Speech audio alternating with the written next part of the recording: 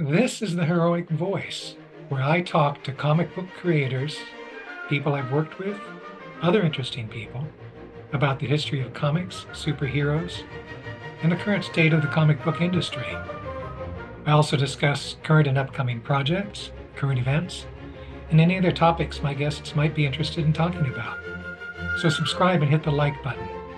Help me grow this channel and promote indie comic book creators, publishers, and other people affiliated with the comic book industry. Your comments are appreciated. Get to it and leave feedback, good, bad, and otherwise. I am your host, Dennis Maloney, writer, publisher of the Heroic Multiverse, where we spotlight good girls, bad girls, super babes, and superheroics in a classic, kind of golden agey style. Grab some snacks and enjoy. This is the Heroic Voice.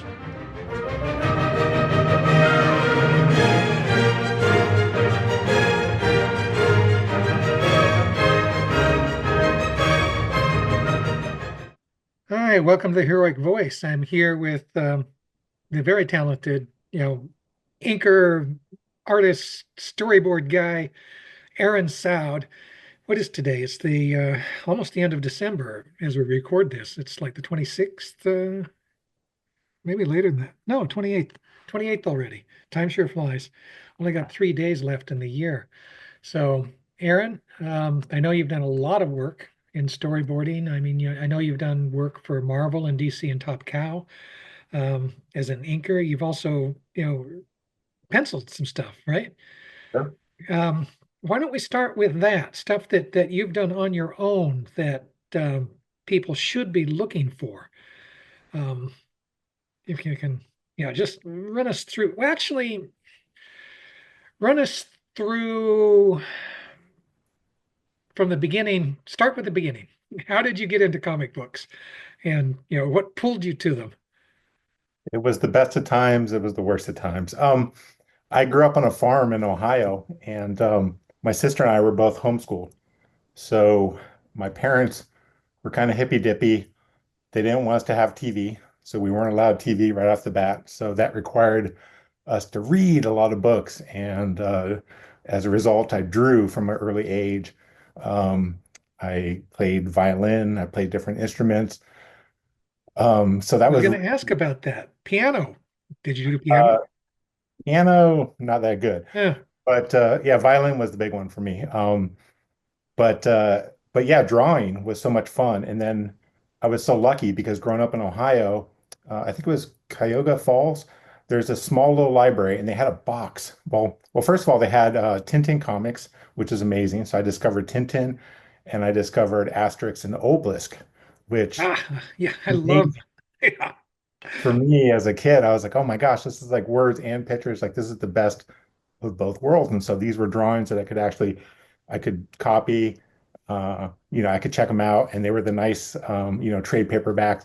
But then later on, they got just a brown cardboard box, and it was full of like these old like Jack Kirby, Stan Lee comics, and Batman with Neil Adams, and you could check out. I think it was like 3 to 5 comics per week, and they were just completely beat to hell, but you'd bring them back and you just read them cover to cover and memorize them. And I just always loved comics. I just thought comics were the coolest thing ever. So, um, Well, I and of agree with you. It's that visual medium, right? And it's course, so relatively inexpensive to produce that, and you can tell the same global overarching stories in that graphic story medium that you can in any other medium yes. more efficiently and more economically. Mhm, mhm. And to me, that just opened my eyes. And then when I was 7 years old, I was born in 1970. I saw, of course, Star Wars, the cliche movie that changed everybody's life. And I thought, because I was building models at the time, I wanted to work for NASA. So I would build like these, I don't know if you remember these Estes, I think it was these model rockets where you could put you could build them out of like balsa wood and cardboard, and they would actually fly when you put Hmm. these little engines in them. And it was, kind of part of like Boy Scouts. I was a big member of Boy Scouts and all that. So I would build these model rockets, and I thought I wanted to work in the space program. And then, of course, Star Wars comes out, and I'm like, oh, maybe I can do this. Maybe I can build these models because this is back when they're doing these practical effects. This is way before CGI. This is actual model makers like, Joe Johnston and these guys building these great models. And I was like, oh, I want to do this. And then my grandparents, I think for Christmas got me the Joe Johnston sketchbook. And I didn't know that artists actually worked on movies. I thought you had to be like special effects or makeup or hair. I didn't know you could actually draw pictures and design these things. These things actually have to be designed before they're built. And I'm like, oh, that could be really fun too. So it kind of shifted my focus as far as I can actually draw these things. And that was pretty exciting. Yeah. So, just as an aside, tell me how you managed to get access to Doctor Strange Sanctum Sanctorum today I from think this is just where a you are, doing this this is podcast. just a random background off the net. I was working with Sam Oh, Raimi on oh, a it's not, you're not actually in Doctor Strange's Sanctum Sanctorum. I wish. No, I was working with Sam Raimi on an unrelated movie, and Mhm. so he was just coming off of Doctor Strange and the Multiverse of Madness, so I had to load this up for him, and he enjoyed it. That's great. Okay. So, you discovered that you could work as an artist in the movie industry. I did, yes, but it took me a long time to get there because I still love comics. I mean, comics were by far and away my first love. I just thought comics were the coolest thing ever. So, when I was 17 or right, I was 17 or 18, I got my first job in comics. I'd gone to San Diego Comic Convention back when it was still kind of small. You could actually meet the artist. I remember my friend Adam and I went down and we met Bernie Wrightson, who was like just a god to us, and Jack Kirby and Frank Frazetta, and these guys were just like unbelievable. We're just having the best day. And we get in the bus to go back to the hotel, and there's like one seat left in front of us, and this guy runs on the bus, and it's freaking Bernie Wrightson. And so Bernie just ends up like talking to us for like 45 minutes, the nicest guy ever. And as kids, I mean, at the time, I think I was like 15. This is before I broke in as a professional. And it was just like, you know, we were over the moon. Like this is like we're gonna come to this convention every year. This is the place to be. You get to meet your heroes, and it turns out they're actually really cool, and they're giving you advice, and they're showing you how they do the thing, and it's like, wow, this is amazing. So I submitted some work. Do you remember there's a magazine called Amazing Heroes? It was like this black and white fan publication. Yes. Uh-huh. Yeah. So I submitted some work, I just submitted some fan art to that and it got published. And the publisher, gosh, I forget his name. I don't think it was David Kraft, but somebody he wrote me a note and just Hmm. saying that, like a really nice note saying, like, Adam Hughes started off doing this, and I think your stuff is really good. You're right on the verge of, you should submit to Marvel and DC. And so I started doing that. And then Dick Giordano wrote me like this amazing, like he took time to actually write a handwritten note. I got the standard rejection letter, but he told me why. He told me exactly what I needed to do. And I was like, this is amazing that Dick Giordano is taking this time out of his busy schedule to actually write to some kid in California who he's never met, and giving me this advice. And so that was really cool. So Dick was a big one.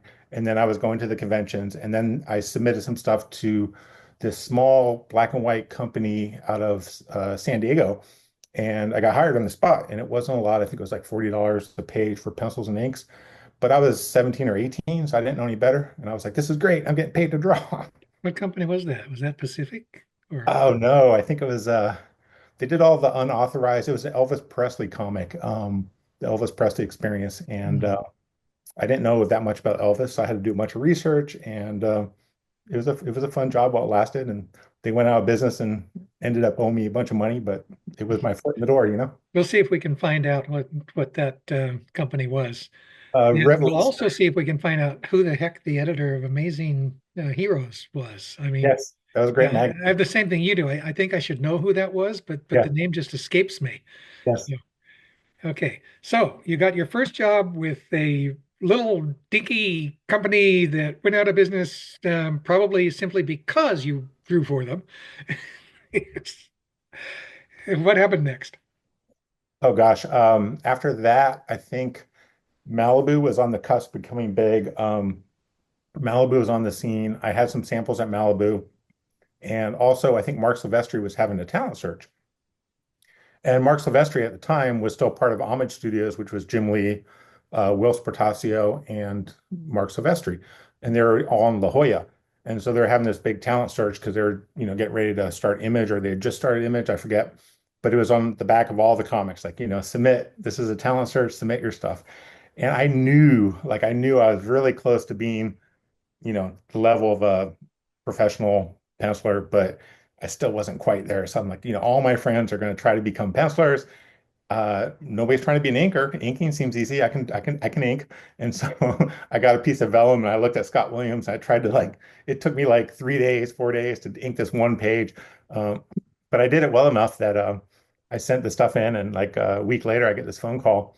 I was actually playing volleyball with my girlfriend at the time. She says, "You got a message from somebody named Mark Silvestri." I was like, "What? Like, don't tease me." And she's like, "Yeah, he said you won the talent search." And so, sure enough, that was brought me down to La Jolla, and then we ended up in Santa Monica, and I've been in LA ever since. Well, congratulations are in order then. Well, You I blame Mark Silvestri for ruining my life. curse you, Mark. Okay, so you're now working for the Image guys, doing stuff. What was your first assignment with them? With Mark, I think my first like monthly assignment, I started off on codename Strike Force, I want to say.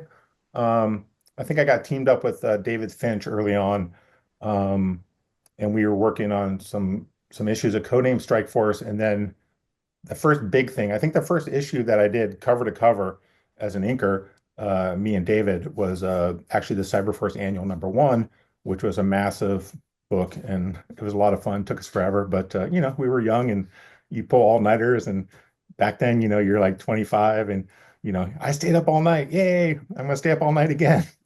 I And we vaguely remember being able to do that when I was Well, it's in painful. my The older 20s. you get, the harder it gets. But back then, it's like, yeah, we were living the dream. We're working in comics. It's like, why not? Let's stay up all night. And Now, I can still do that, but then I sort of wasted the next day, which exactly. wasn't the case when I was, Right. in my 20s. And you're still a young guy, for heaven's sake. You're not even 55 yet. I don't feel like a young guy, but thank you for saying that. All righty. So, Segway, how did you? I mean, Tim Burgard has told me, the kind of story of how you go from comics to, storyboarding in movies. From your perspective, what caused that? I'm not going to say transition because you're still inking comics, but how did you shift gears a bit and get into that storyboarding part of your life? Well, first of all, don't believe anything Tim Burgard says. I've learned that the hard way. Uh, no, actually, the first time I went from comics to working on a feature film was with Tim Burgard. It was a movie called Virus. It was a movie at Universal. And I think I'd been at Top Cow for maybe 2.5, close to 3 years. And I was kind of getting burnt out because the page rates could only go so high and royalties were starting to fall. I think the last comic Image that sold like 1 million copies was Stormwatch #1. So I got in kind of on the tail end of that. So the books that I was doing, like with Joe Benitez, Weapon Zero was a great book, but the sales were never quite came back to what it was. So at that point, I could kind of see the writing on the wall, and I wanted to like transition to other things. And so I was in LA, and there was all these ad agencies. I started doing advertising storyboards, and I got invited. I'm trying to think. A friend of mine worked at a comic book store, and they needed a concept artist to work on this movie called Virus, and it was being directed by John Bruno, who was James Cameron's VFX guy on a movie called True Lies, and he turned down a movie that ended up being Titanic in order to do this movie called Virus with Tim Burgard and myself. So Tim was doing storyboards. I think Rodolfo DiMaggio was doing storyboards, and I was hired at a very young age, just thrown in the deep end, do some concept designs, draw whatever you can. And I had no idea what I was doing, but I was in the office with Tim Burgard, and that's when Tim and I became really good friends. Getting to bond with Tim and watching his process, the way that Tim worked. Rodolfo DiMaggio, another, actually came from comics. I think he was at DC Green Arrow, I want to say. Ended up being one of the best storyboard artists in the business. So just being around those types of people and seeing that, I was like, oh my gosh, this is even better than comics. So this is something I really, really want to do. But of course, I need to put in the time and get my portfolio up to snuff. So after that, I had to do a bunch of stuff for like advertising, music videos. Back then we did a bunch of music videos, car commercials, advertising. So basically, I was getting paid to go to school by doing all these commercials. Okay. And refining your techniques. Right? There are different demands. Storyboard artist is basically creating the preliminary cinematography for the director, right? Where in the comic book, you're actually telling the story. You know, Right. in the storyboard, you're setting up the story for someone else to take and run with. And it's a different technique. I mean, maybe if I could, and if you could indulge me, explain to people who are watching this what the most important differences are between storyboarding and graphic storytelling. Sure, absolutely. Um, I think obviously you have the timeline, and so a lot of times, um, ideally, it'll be the director and myself. Sometimes before the actors are even hired, it'll just be me, the director, and the script, and we'll start to break it down. They'll have different ideas. But really quickly, you're doing these quick little thumbnail drawings, maybe 10, 15-minute quick little thumbnails. If you look at like Ridley Scott, he storyboards a lot of his own movies, and he was classically trained as an illustrator. So just trying to get these quick ideas down as opposed to doing a finished illustration. If you're working on X-Men or Batman, Harley Quinn, you have this beautiful splash page and you want to draw like you want to ink like every hair on Wolverine's arm and you want to make it look beautiful and the reflections and all this refined because it's a finished illustration versus something that's for production. So the tragedy of storyboards and the what makes it so exciting is quick ideas between the director and I, and then the cinematographer will like shoot it or kind of sometimes they bring their own idea to it, but you're trying to get these quick ideas, these quick storyboard story beats to communicate a quick emotion as opposed to sitting there rendering something that's gonna people are gonna look at for hours and hours. Hmm. I've seen, I'm trying to say, where storyboards are like taken and put into a short film. Oh, I've seen that. One that really sticks in my mind was from one of the Tinkerbell oh yeah. DVDs, yeah, where they just took the story that they didn't film Mhm. and told it with what do they call that? The animatronic. Animatics. Animatics. Ah, okay, right, and There's a just great one for The Incredibles, the first Incredibles with Brad Bird, where they have this entire animatic, which they spent like I think a year on just to get the animatic exactly right before they wasted any money with animation. They just made sure the timing, all the jokes, because with animation, a lot of those the gags are visual, and so it's all about timing and you have to really finesse that stuff. yeah, yeah. Um, do you have of all the stuff you've worked on, and you've worked on a lot in the last 30 years or so, do you have a favorite? Any anything that leaps to mind as the either the best or the favorite thing that you've ever done? Oh gosh, well, I was thinking for comics. I mean, if we're talking comics, today is what, the 29th, right? 28th? 28. 28th. So Stan Lee, when I woke up this morning, I realized Stan would have been 102 today. So one of the highlights of my career, such as it is, was I got to be the art director at Stanley Media from I think it was 1998 to about 2000, so about 2 years there, and just working with Stan, one of my personal heroes, such a great guy, Oh, he was. and Yeah. Yeah. and just a really special time in my life. Like at the time, I didn't appreciate it because it was just a lot of stress, and you got go go go go, and we're trying to make all this animation. But looking back at it on those years, that was such a special time. All my friends, we were all, getting paid to work with Stan and create these characters. And one of the most special memories with Stan was when I was a little kid. One of the first comics I grew up, learning how to draw. I drew Snoopy and Charlie Brown and all the Peanuts characters. And so I remember when I was probably 7 or 8, my mom had she got the address for I think it was United or King Features, whatever the company that syndicated Peanuts was, and they had an address where you could send fan mail. So I did a birthday card for Charles Schulz, and I sent it in, or my mom sent it in. And then like 3 or 4 months later, I actually get this envelope in the mail, and it's from King Features or United Features, whatever, and to Aaron Sowd, and it says it was like a, I'm sure it was a Xerox, but it had a sketch, and it was all Xerox, but it had my name written, and I think he actually signed the form letter. So that was really cool. As a little kid, I remember that was so special to me. And then in 2000, when Charles Schulz passed away, Stan was asked by I think it was People Magazine to do like a obituary, like a homage, an homage to Stan, and so or to Charles Schulz. And so Stan wrote this cartoon with Snoopy and Woodstock and Spider-Man, and I got to draw it, and to have that published in People Magazine to honor Charles Schulz, who was one of the artists that like actually got me going in the first place. It was just kind of like a nice little full circle moment that was really special to me. That's wonderful memory. Um, how many times did you have to jog Stan's memory about something, if I may ask? That's a good question.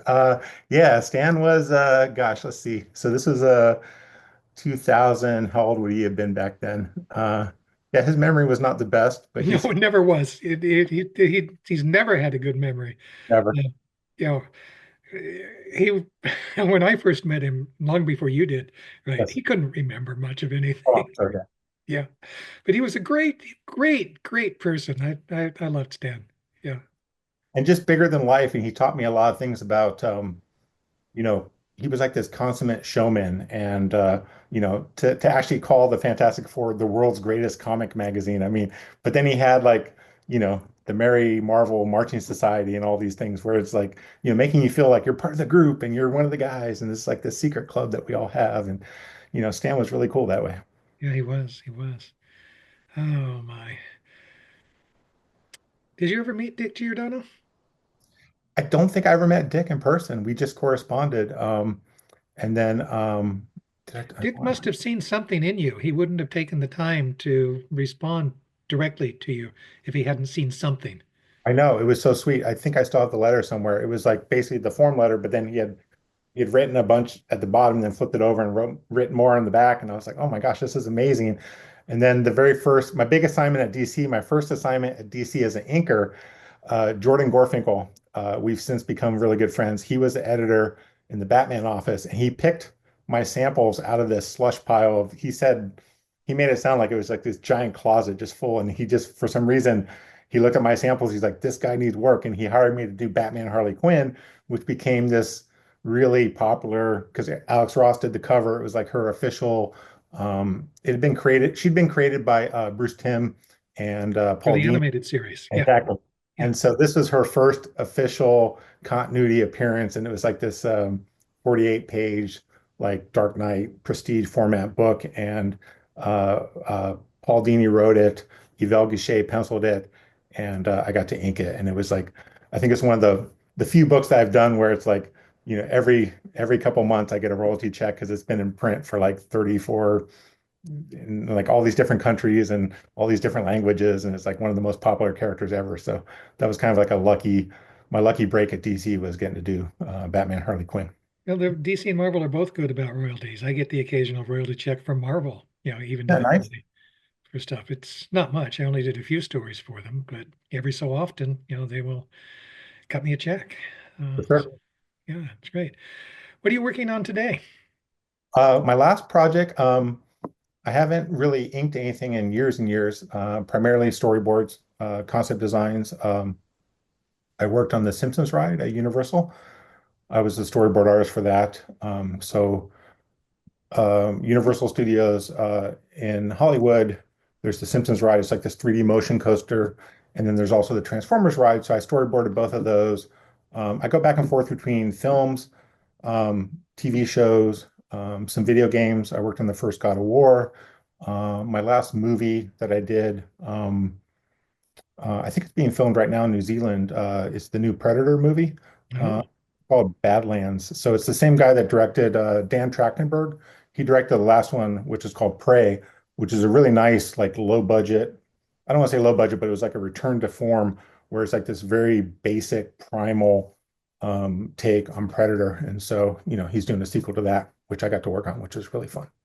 Okay, now you have done, I'm, if I'm wrong, correct me, but you have done some pencils and inks on some things. Yes. Sure, yeah. Mhm. Yeah. Where can people who really want to see, Aaron's work when he's doing himself, what should they look for here? Uh, What are the names of those books? sure. My website, in comics, it's like a lot of short stories. There's Masterminds. I created my own animated show. It was like we did a short story through Comic Works, my friend Shannon Denton and Patrick Coyle. It's an anthology book called Comic Works, and there's 3 or 4 issues out, and we were a part of that. Um, what else? Just occasional stuff here and there, mainly storyboard stuff. If you go to my website, there's tons of original art. Also, You like, need to give us the web address of your website. You can't oh, just say, sure. go to my website. Got to Yeah. tell people where to go. Oh, it's super easy. If you need to find me online, I'm very findable. It's just my name. It's just Aaron. And so it's Aaron, and the last name's Sowd, Sowd. So I'm Aaron Sowd on the web, aaronsowd.com. I'm Aaron Sowd on Instagram. I'm Aaron everywhere. So yeah, easy. Facebook, um, Yeah. yeah, all of those. Okay, Everything awesome. everything except TikTok. I refuse to join TikTok. Good for you. Cool. Okay. Alrighty. Um, what projects? Let's move to the future. Yes. What should people be looking for down the road? Do you know what's coming? That's a great question. We're in a really interesting time right now because of, I'm sure you've heard, since COVID, live action kind of shut down. I was working on that show, The Boys, at Amazon. I worked on Godzilla versus Kong, um, the last Spider-Man movie, a bunch of stuff for Marvel, a bunch of shows from Marvel and Disney Plus, and a lot of them got shut down during COVID. So we're kind of waiting to see, hopefully after January. Well, then we had the writer's strike.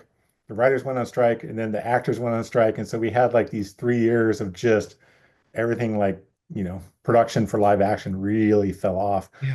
So, so yeah, the Predator thing is coming out. I think comes out next year. There was a Marvel show I'm working on. I hope it restarts here pretty soon. I think so. We lost our director, but fingers crossed we're getting a new director. Which one is that? I can't say, but Okay. I worked on a I worked on another movie with Sam Raimi, who's one of my heroes, and I think that's been announced. It's a movie called what is it called? I think it's called Send Help, and I believe it comes out next year. So he should be starting to film that pretty soon. So that's pretty exciting. Getting to work with people you respect. Guys like Stan Lee, Sam Raimi, Will Smith. Um, that's I worked on a VR project with Spielberg. He was a producer. That was cool. So, things like that. Those are really kind of the best parts of the job is, getting to work with people that you really admire and respect and collaborate with them. Well, been a pleasure to have you on. Is there any advice you would like to give to up and coming, artists who might want to get into the movie business? Oh gosh, yeah, definitely. I mean, now is actually, I mean, it's been a slow couple of years, but now is a good time because when I was growing up, it was all about trying to find the Star Wars sketchbook by Joe Johnston. But now going online, you can find guys doing tutorials for free. My friend Doug Leffler, one of the best storyboard artists, one of my mentors, he has a channel on YouTube where he gives lots of free advice. I've taught at Art Center. Tim Burgard and I both taught at Art Center, and then I also teach at Schoolism, which is an online class. So if anybody wants to learn, kind of like storyboarding 101 for feature films, I have a introduction to storyboarding class on schoolism.com. I take it you actually do like working with Tim. I do. I love You Tim. do. Tim And and I I, should mention to Tim and I are you, besties from way back. I mean, that guy's so cool. oh yeah, He taught me everything I know. Tim is at least contemplating the idea of finishing up his Indigo story. You should. Yeah. Yeah, you should talk to him about that. He might need some help. I'll give him a hard time. Okay. I All can right. pitch in and ink some pages maybe if he That lets would be me. great. I'd love to have you work on that with him. Tim is just got that wacky sense of humor, in Yes. it's He and I both have that in common. I think we bonded over that, and Mystery Science Theater 3000. So Aaron, it's a pleasure to have you on. thanks, Dennis. Thank you. I So we appreciate it. will call it quits. I want to ask people to like this, assuming you do like it, and to subscribe, and definitely to share. Um, you know, there's so much to Aaron's career that we probably didn't have a chance to talk about. So we should do this again sometime. Absolutely. All righty. Have a good night. You too.